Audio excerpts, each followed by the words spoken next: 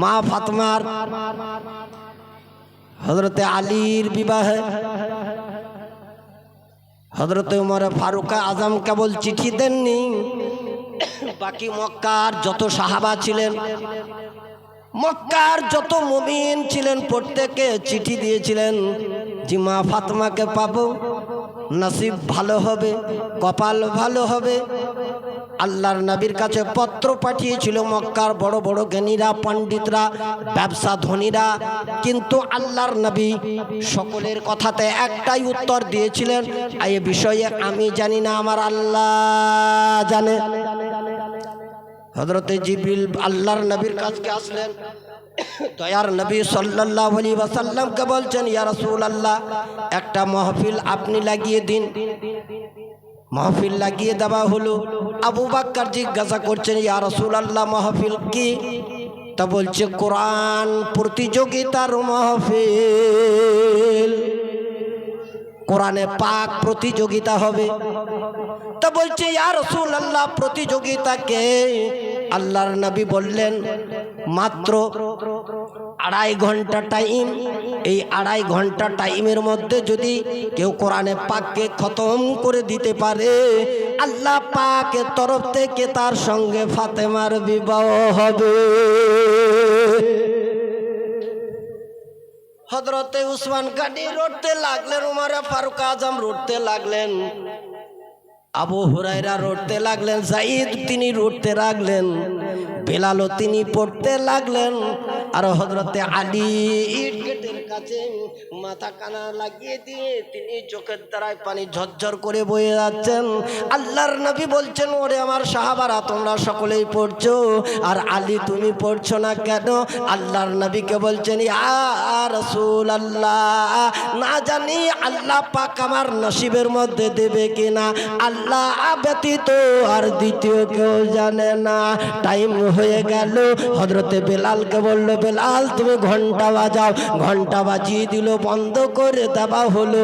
জিজ্ঞাসা করছেন, তোমার কতটা হয়েছে? কেউ বলছে আমার 12 পারা, কেউ বলছে আমার 15 পারা, কেউ বলছে আমার 19 পারা, কেউ বলছে 22 পারা। এই পর্যন্ত কেউ আর যখন প্রতিযোগিতার আর উত্তর দিতে পারছে না, হযরতে আলীকে জিজ্ঞাসা করা হচ্ছে, আলী তুমি ওই মাহফিলে তো যোগদান করেছিলে, কিন্তু তোমাকে পড়তে দেখি নাই, তা তুমি কতটা পড়েছো? হযরতে আলী বলছেন, ইয়া রাসূলুল্লাহ, আমি কোরআনে পাককে খতম করে দিয়েছি। হযরত আলীকে বলছে, আলী তোমাকে কোরআনে পাক তেলাওয়াত করতে দেখলাম না, পাঠ করতে দেখলাম না, তা তুমি তেলাওয়াত করলে কি করে? আল্লাহর নবীকে বলছেন, ওগো নবী, আপনার পবিত্র জবানের মধ্যে শুনেছি কেউ যদি সূরা ইখলাসকে 3 বার পাঠ করে দেয়, আল্লাহ পাক নামায়ে আমলের মধ্যে এক খতম কোরআনে পাক তার লিখে দেয়। এ আল্লাহ পাকের নবী গো, ওই কথাটি আমার স্মরণের মধ্যে চলে এলো। আল্লাহর কাছে দোয়া চাচ্ছি, আল্লাহ পাক যেন ফাতেমাকে আমার ঘরের মধ্যে এনে দাও। ইয়া রাসূলুল্লাহ, তার জন্য আমি 3 বার সূরা ইখলাস পাঠ করে দিয়ে আল্লাহ পাকের কাছে আবেদন করছি যেন আল্লাহ আমার নসিবে দেয়, আমার নসিবে যেন আল্লাহ পাক দেয়। আল্লাহর নবী মুস্কুরিয়ে দিলেন। হযরত আলীকে বলছে, আলী চলো আগামী কাল তোমার বিবাহ দেব। তা বলছে, ইয়া রাসূলুল্লাহ, আপনি কি দেবেন? তা বলছে, এটা আল্লাহর তরফ থেকে সংবিধান, কেননা তোমাতে আমাদের চাচাইতো ভাই, এই সম্পর্কটাকে আল্লাহ পাক পরিবর্তন করার জন্য আমার বিটি তোমার হাতের মধ্যে আল্লাহ তুলে দিল। কেন? লোকে বলবে যে আলীতে আর নবীতে চাচাইতো ভাই, তার জন্য আল্লাহর তরফ থেকে এই সংবিধান। তো চলো আগামীকাল বিবাহ। হযরত আলীকে বলছেন, আলী তুমি বরযাত্রী কটি নেবে? 3টি লেখক 3 রকম লিখছেন, কেউ বলছে 16টি, কেউ বলছেন 24টি, আর কেউ বলছেন যে 41 জন টোটাল বরযাত্রী ছিল। বরযাত্রী খাওয়া দাওয়া ইত্যাদি হয়ে গেল, সেসব বড় কথা বলছি না, একটুকু জেহেনে দিয়ে কারবালার প্রান্তরের দিকে যাচ্ছি। তা বরযাত্রী খাওয়া দাওয়া হয়ে গেল, আল্লাহর নবীকে বলছেন, হযরতে আবু বকর সিদ্দিক বলছে, ইয়া রাসূলুল্লাহ, তাহলে এইবার আপনার বিটিকে সাজিয়ে পাঠিয়ে দিন আলীর বাড়িতে। তা বলছে আলীকে ডেকে দাও। আলীকে ডেকে দেওয়া হলো। হযরতে আলীকে বলছে, আলী, তুমি যে তোমার বন্ধু বান্ধব প্রতিবেশীদেরকে নিয়ে এসছো, খাওয়া দাওয়া হয়ে গেছে, তাদেরকে বাড়ি যেতে বলো। আমি সন্ধ্যা হলে পরে ফাতেমাকে বিদায় দেবো, দিনের বেলায় বিদায় দেবো না। দিনের বেলায় বিদায় দেবো না, রাত্রি বেলায় বিদায় দেবো। মাগরিবের নামাজ পড়া হলো। আল্লাহর নবী ফাতেমাকে ডাকলেন, আলীকে ডাকলেন। দুজনের উপরে দুটি হাতকে দিয়ে আল্লাহর নবী দোয়া করছেন, আল্লাহ পাক নেক সন্তান তুমি দিও, রুজি রোজগার বরকত দিও, হারাম থেকে মাহফুজ রেখো। এ আল্লাহ তাবারাক ওয়া তাআলা, তোমার দরবারে বিনয় করি, আবেদন করি গো আল্লাহ পাক, অন্যায় পথ থেকে এদেরকে নিরাপদে রেখো। এ আল্লাহ পাক পরো ও নিন্দা চুগলি থেকে রক্ষা করো গো আল্লাহ পাক। এ আল্লাহ পাক তুমি এদের প্রতি দয়া করো। আলীকে বলছেন, আলী আমার ফাতেমা যতদিন তোমার বাড়িতে থাকবে অতদিন তুমি দ্বিতীয় বিবাহ করতে পাবে না। আল্লাহর নবীকে জিজ্ঞাসা করলেন, ইয়া রাসূলুল্লাহ, কেন? আল্লাহর নবী বলছেন, আমার ফাতেমা যদি দুঃখ পায়, আমার অন্তরের মধ্যে বেদনা হবে, কষ্ট হবে রে আলী, তার জন্য তুমি দ্বিতীয় বিবাহ করতে পারবে না। আল্লাহর নবী বলছেন, চলো তাহলে আলী তোমাকে বাড়িতে দিয়ে আসে। এই বলে হযরতে আলী দরজার কাছে এলেন। আল্লাহর নবী বলছেন, না আলী তুমি আগে নাও, ফাতেমা আগে দাও, আর আলী তুমি পিছে হও। পার্থক্য নারীতে আমাতে, দুনিয়াবিদ নরমণিতে, দুনিয়াতে মাতে আর ফাতেমাতে পার্থক্য কতটা বড়। হযরতে আলীকে পিছনে দিলেন, মা ফাতেমাকে আগে দিলেন, নবী আমার মিডিলে হলেন। হযরতে আলী বলছেন, ইয়া রাসূলুল্লাহ, শরীয়তের লঙ্ঘন, আইন বিধি পরিবর্তন কেন? তা বলছে আলী পরিবর্তন কিরকম? তা বলছে উম্মতে মুহাম্মাদের জন্য হুকুম আছে, পুরুষ সামনে যাবে, মেয়ে পিছনে যাবে, বিবি পিছনে থাকবে। কিন্তু আমার জন্য শরীয়ত কেন পরিবর্তন? বিবি আগে আর আমি পিছনে কেন? আমার জন্য পরিবর্তন শরীয়ত, তার কারণ অন্যের জন্য এক হুকুম আর আমার জন্য আলাদা হুকুম, কি তার মানেটা কি? আল্লাহর নবী বলছেন, তুমি বুঝবে না, চলো। হযরতে আলী রাদিয়াল্লাহু তাআলা নূর বাড়িতে আল্লাহর নবী পৌঁছে দিলেন। পৌঁছানোর পরে আল্লাহর নবী বলছেন, আলী তাহলে তোমরা থাকো, আমি আসি। আল্লাহর নবীকে আলী হযরতে ছোট মনে উত্তর দিচ্ছেন। আল্লাহর নবী বলছেন, হ্যাঁ আলী, তুমি দুঃখ পেয়েছো, তুমি তোমার বিবিকে সামনে নিয়ে যাবে, পিছনে নিয়ে যাবে, আর তুমি আগে যাবে, এইটাই তোমার মধ্যে দুঃখ বেদনা পেয়েছো। তো বলছে, হ্যাঁ ইয়া রাসূলুল্লাহ। আল্লাহর নবী বলছেন, আলী, ফাতেমাকে আগে দিলাম, তোমাকে পিছনে দিলাম, তার কারণটা কি জানো? তা বলছে না। আল্লাহর নবী বলছেন, আলী শুনে নাও, আমার পিঠে ফাতেমাকে খাদিজাতুল কুবরা জন্ম দিয়েছে। সে দুধ খুয়েছে, লালিত পালিত করেছে, তার মাথা চুল বেঁধে দিয়েছে, শরীরে পোশাক পরিয়েছে। কিন্তু আজ মা ফাতেমার অঙ্গ প্রত্যঙ্গ খাদিজা যে মা জন্ম দিয়েছে সে পর্যন্ত ঠিকমতো দেখতে পাইনি, আমি পিতা আজ পর্যন্ত দেখতে পাইনি রে আলী। তাই তোমার বাড়িতে ফাতেমাকে এনে দিচ্ছে। ফাতেমা নাটা না মোটা না গোরা না কালো না খাঁদা না বোচা, এই পায়ের চিত্র দেখে আরবের লোকেরা এত বড় জ্ঞানী গুণী, এত বড় তারা পাণ্ডিত্য অর্জনকারী, এত তারা সায়েন্স, এত তারা বৈজ্ঞানিক, ও ফাতে আলী রে, তারা পায়ের চিত্র দেখে বলে দিতে পারবে। আর আমি নবী রাত্রে অন্ধকারে ফাতেমাকে আগে দিলাম, ফাতেমা আমার পা ফেলে ফেলে যাচ্ছে, আর আমি নবী তার পায়ের দাগগুলিকে মুছতে মুছতে তোমার বাড়িতে এনে দিলাম রে আলী, আমি তোমার বাড়িতে এনে দিলাম। হযরতে মা ফাতেমা জাহরা রাদিয়াল্লাহু তাআলা আনহা তিনি বাড়ির মধ্যে আছেন, খাওয়া দাওয়া কর্ম ইত্যাদি আস্তে আস্তে করতে আছেন। একটা কথা বলি, এই নিমডাঙ্গার মা বোনরা আমাকে খুব ভালোবাসেন। মা বোনরা বাইরে চারিদিকে আছেন, মারা একটা আপনাদের কাছে প্রশ্ন করি, কথা আপনাদেরকে বলি, জ্ঞানী গুণী সমাজ আছেন, একটা নৌকার মধ্যে 5টা লোক আছে, একটা নৌকার মধ্যে 5টা লোক আছে। মাঝি বলছে তোমরা যে 5 জন আছো, এই 5 জনকে নিয়ে আমি নদীর এপার থেকে ওপার যাব, ভাড়া কত দেবে? তা বলছে 10 টাকা দেবো। তা বলছে 10 টাকা দেবে? তা বলছে হ্যাঁ 2 টাকা করে দেবো, 10 টাকা ভাড়া। খুব মনোযোগ সহকারে ঘটনাটি শুনুন। যে বলছে 10 টাকা দেবে? তা বলছে আর কিছু দেবে না? তা বলছে না, আমি 10 টাকাই দেবো। তা বলছে ছাড়ো নৌকা। 10 জন 5 জন চেপে গেল, নৌকা ছেড়ে দিল।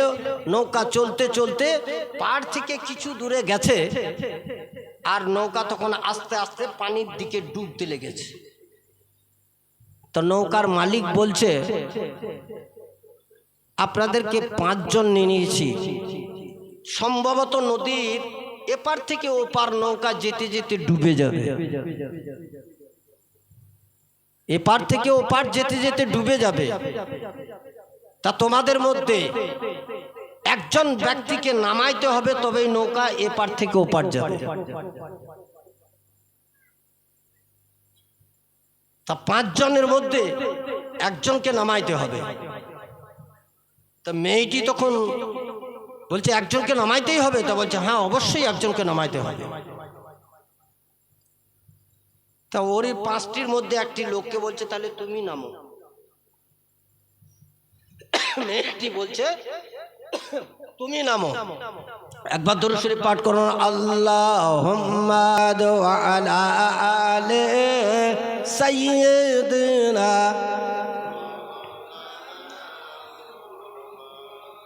তা বলছে তুমি নামো। সেই লোকটি বলছে কেন আমি নামবো? তা বলছে তোমাকে নামতে বলছি, তুমি নামো। নৌকার মালিক জিজ্ঞাসা করছে ওই লোকটি নামাচ্ছ, লোকটি কে হয় তোমার সম্পর্কে? তা বলছে ও হলো আমার প্রতিবেশী, আমার বংশের মধ্যে নয়, আমার প্রতিবেশী। তা বলছে ঠিক আছে। নৌকা চলতে লাগলো। কিছু দূর যাওয়ার পরে নৌকার মালিক বলছে এই তোমরা যে 4 জন আছো, 4 জনের মধ্যে একজনকে নামাইতে হবে, 4 জনের মধ্যে একজনকে নামাইতে হবে, তাছাড়া নৌকা এপার থেকে ওপার যাবে না। ও মা বোনেরা আমার যে যেখানে আছেন, মা ফাতেমার ঘটনা বলার পরে আপনাদের জেহনে এনে দিচ্ছি, একটুকু মনোযোগ সহকারে কেউ আপনারা উঠা বসা না করে। ওই নৌকার মালিক বলছে 4 জনের মধ্যে একজনকে নামাইতে হবে। বলছে আল্লাহ পাক এই 4টি লোকের মধ্যে কাকে নামাবো? তখন মেয়েটি বলছে এ ডাক্তার তুমি নামো, এ ডাক্তার তুমি নামো। তা নৌকার মালিক জিজ্ঞাসা করছে কে? তা বলছে আমার আত্মীয়। ও আত্মীয়, বেশ ঠিক আছে এখন নামিয়ে দাও। 3 জনকে নিয়ে চলতে লাগলো। ওই 3 জনের মধ্যে কে? স্বামী, স্ত্রী আর একটা ছেলে। নৌকা যখন নদীর মাঝখানে চলে গেল, পানি ডুবতে আরম্ভ করলো। নৌকার মাঝি মালিক বলতে আছে এই 3 জনের মধ্যে একজনকে নামাইতে হবে, তবেই নৌকা নদীর এপার থেকে ওপার যাবে। 3টি ছেলে, স্ত্রী, স্বামী। পারবেন কেউ ছাড়তে? আছে কেউ বুকে? আল্লাহ তাবারাক ওয়া তাআলা বলছেন ওয়ালা তাকুলু লিমাই ইউকতালু। আরে জোরসে বলুন, আরে জোরসে বলুন ইয়া হুসাইন, প্রাণের হুসেন রে কি খেলা খেলাইলি কারবালায়, প্রাণের হুসেন রে কি খেলা খেলাইলি কারবালায়। নৌকার মালিক বলতে আছে একজন ব্যক্তিকে নামাইতে হবে, তবেই নৌকা ওপার যাবে, তাছাড়া আর নৌকা যাবে না। মেয়েটিকে বলছে তুমি ওই একটি লোককে নামিয়েছিলে প্রতিবেশী, আর একটিকে নামিয়েছ তোমার আত্মীয়, কিন্তু এই তিনজনের মধ্যে একটিকে নামাইতে হবে। নৌকার মালিককে বলছো রে মাঝি, তোর পায়ে ধরি, তোকে অনুরোধ করি, বিনয় করি, এই তিনটির মধ্যে একটিকে আমি ছাড়তে পারবো না। তা বলছে না, তিনটির মধ্যে একটি তোমাকে দিতেই হবে। তা বলছে এটি হলো আমার কলিজার টুকরা, আর এ হলো আমার স্বামী, আবরু, পর্দা, ইজ্জত, একে কি করে ছাড়বো? আর যে বাচ্চাকে 10 মাস 10 দিন গর্ভের মধ্যে ধারণ করলাম, ওই বাচ্চাটিকে কোনোদিন কি ছাড়তে পারি? এ মাঝি, না, ডুবে যাবো। তা বলছে না, তোমাদের নিয়ে নৌকা ডুবিয়ে দেবো, দিয়ে আমার ছেলে মেয়েদের মুখে কি করে রুজি রুটি দেবো? আরে কথা বোঝার চেষ্টা করুন, যে তোমার যে দ্বারাই আমি নৌকাকে ডুবিয়ে দেবো, তাহলে আমার ছেলেদের মুখে আমি রুজি সঞ্চয় করব কি করে? তা কোনোদিন করতে পারি না। তিনজনের মধ্যে একজনকে নামাইতে হবে। ও মা বোনেরা, ও বন্ধুগণ, অনুরোধ করি, বিনয় করি, ও নিমডাঙ্গা গ্রামের মায়েরা, আপনারা বেপরদা করে পুকুরের মধ্যে গোসল করেন। করে না মুসলমান? শুধু নিমডাঙ্গা গ্রামের নয়, মুসলমানের নারীদের পর্দা উঠে গেছে, আর বোরকাটা রেখেছে ব্যবসার জন্য। কথাটা সত্য বলছি না মিথ্যা বলছি? বোরকা ব্যবসা, সতীত্ব রক্ষার জন্য নয়, ফ্যাশন। বলছে স্বামী বোরকা কিনে এনে দাও। পাড়ার একটা মেয়ে গেছে না, আমাকে পড়তে হবে ফ্যাশন, বাড়ি থেকে ঈদগাহ পেরেছে আর তখন তুলে দিচ্ছে। চাদরের ভিতরে দেখি পরিরূপ রানী, আর সে চাদর উঠাইয়া দেখি মায়ের মাতা নানি। কথা বোঝার চেষ্টা করুন, কথাটা ঠিক বলছি না বেঠিক? হ্যাঁ, চাদরের ভিতরে দেখি পরিরূপ রানী, বুরকাতে ভরা আছে। আর দাদি না নানি না ভাবি, আহ কি দেখতে ভালো, পায়ের নখ দেখতে পাচ্ছি রে, যখন উঠিয়ে দিচ্ছি না দাদিজি রে। এ মা, আজ নিমডাঙ্গা গ্রামে 92 থেকে এই পর্যন্ত যাওয়া আসা করছি, রাস্তার মধ্যে ঠিক মতো ভাবে মাদেরকে দেখতে পাইনি, কিন্তু এখন দেখতে পাচ্ছি। কেন? পর্দা জর্দা হয়ে গেছে, পর্দা জর্দা হয়ে গেছে। কথা থাক, হযরতে গাউসে আজমের জীবনীকে তুলে দেখুন। গাউস পাক বড় পীর আব্দুল কাদের জিলানী বাগদাদি আলাইহির রহমান, তিনার বাড়িতে খেজুর গাছ, গাছের ডালকে ঝোড়ার জন্য তাদেরকে কি বলেন? গেছেল বলেন তো আপনারা? যারা গাছ কাটে তাদেরকে গাছের ডালপালা ঝুড়ে গেছেল বলি আমরা।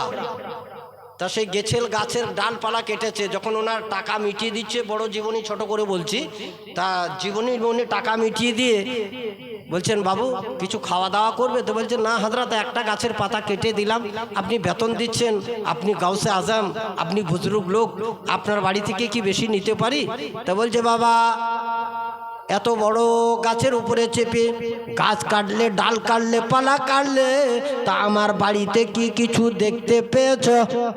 এ মা বোন, এ আমার মা খালারা, আপনারা যে যেখানে আছেন, আমার ভাষা যদি বুঝতে পারছেন ভালো কথা, আর যদি বুঝতে না পারেন, আপনার ছেলে, আপনার নাতি, আপনার পোতা, আপনার স্বামী আছে, এই মহফিলে জিজ্ঞাসা করবেন কথাটা বুঝতে পারছি না, কারণটা কি, বিনিময়টা কি? হযরতে গাউসে আজমকে বলছে হুজুর গো, আপনার বাড়িতে কিচ্ছু দেখতে পাই না, একটা জিনিস দেখতে পেয়েছিলাম। গাউসে আজম জিজ্ঞাসা করছেন বাবা তুমি কি দেখেছিলে? তা বলছে একটা লাল রঙের কাপড় টাঙ্গা দেখেছিলাম।